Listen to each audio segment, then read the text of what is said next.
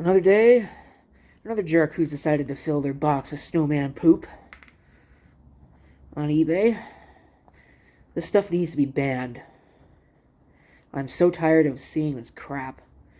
So let me see if I can not make a complete and utter disaster out of this stuff, and we'll see what's actually in this box. Here it is. A computer that I have sought after for a long time. The Packard Bell model PB500. There's literally nothing special about this machine. It is just yet another 8088 Turbo XT clone. 10 megahertz, I believe, was the processor speed on these. My understanding is that these are a Taiwanese system, OEM by Samsung, and that's what most of them that you see online are Samsung machines, or various generic Taiwanese names, rather than Packard Bell. I have a PB8810 as well, which is basically the same system. The only difference is that it's got a slightly different case. You can see there's the video. One of these slots will have an MFM controller in it, or an RLL controller, a disk controller of some kind. You can see there's a parallel 25-pin serial and some dip switches for adjusting the operation of the computer. I'm going to go ahead, I'm going to pop the cover on this. I don't know what just made that noise. But I'm going to pop the cover on this, and I want to take a look at some of the internals. Alright, here it is with the cover taken off. You can see there's the floppy and hard drive. And if you saw the 8810, you'll recognize all of this, because it is exactly the same. I'm not sure why there's an ant, or that's what that looks like, dangling from the video card there. So that's neat. So there's some cobwebs in here. There's the processor. It's a Fujitsu. The ROM is underneath that. Now, my concern is with the battery situation on this, because these have a NiCad barrel battery on them. And obviously, those are basically all useless at this point. And I see some potential damage there. I don't like that. Oh yeah, there's that battery. So I'm going to have to pull this thing apart. There's some rust on that. And a diode there that looks like it's seen better days. So I don't know about this one. Okay, I've lifted it up. I hope enough to where I can see inside here and check for any serious damage. And it looks like there's some there. Oh, there's a lot of it there. Alright. So first things first, let's get this stupid battery out of here. Okay, so that thing is out. Now let's see. How serious is the damage here? There's a diode down there that is completely cut in half, it looks like. So C224 will have to be replaced. Looks like there's something over there that'll have to be done. It's possible that C224 right there is an anti-charge mechanism for an external battery, but I really kind of doubt it. There's damage up there. Looks like pretty heavy damage up there. It almost looks like it's seeped into the board somehow. I don't know. There's a Western Digital chip. Kind of interesting to see that. But, my hopes for this machine are fairly low. I have a feeling that it's not really going to do anything. I have a feeling that the board's toast, so I'm probably going to be swapping parts between this and my 8810. If this power supply is any good. Which I don't know yet. So I'm going to try and put this together. Put this back together, I should say. And I'm going to plug it in, and I'm going to power it up, and I'm going to see what it does. And then later, I'll take it over to where I've got my TTL monitors stored. we'll give it a try with a monitor and see if it actually works. But, like I said, I don't have high hopes for this. I'm nervous, folks.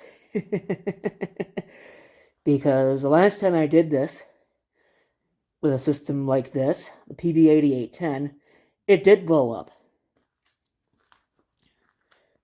You remember the capacitors and the power supply went poof. Now, because this is a baby AT system, the switch on the front switches line power directly. And this is going to turn on whether the board works or not. So, I guess we'll find out. I've got the power strip turned off, just in case there's a refan here that decides it wants to blow up.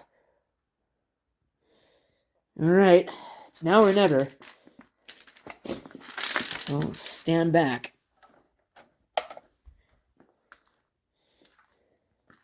Well, no explosion yet.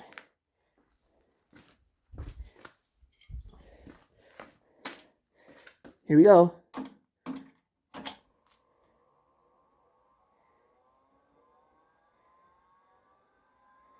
Hey, now that's promising.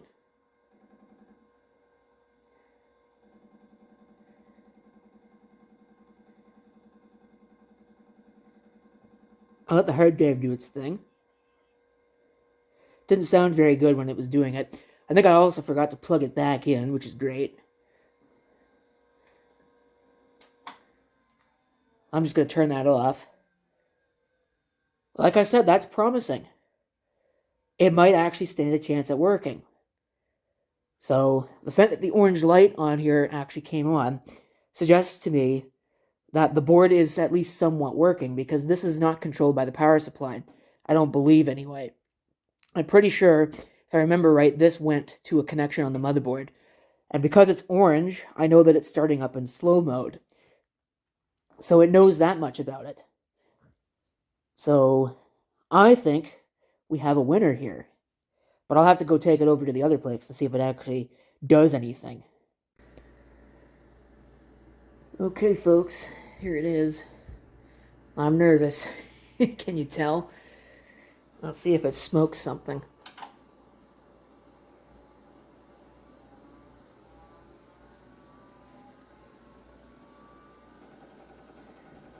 Okay, well, the fact that there's no picture is not very promising. But I might have to check the dip switches.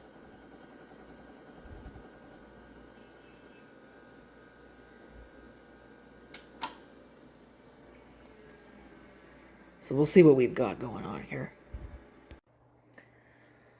Well, unfortunately, that's just not going to be for now.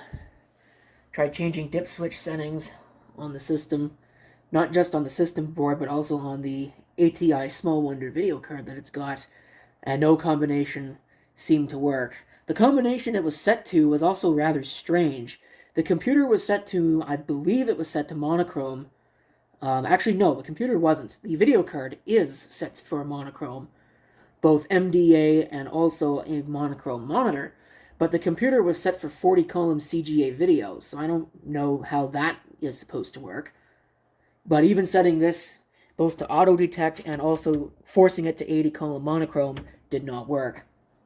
So, I'm pretty sure that monitor works because it worked the last time I used it, and that wasn't that long ago. I was using it to test that leading-edge computer down there, which I will also have to revisit at some point. I think that one needs some capacitor work. Speaking of capacitor work, you probably remember this, the PB8810, and the power supply that blew up.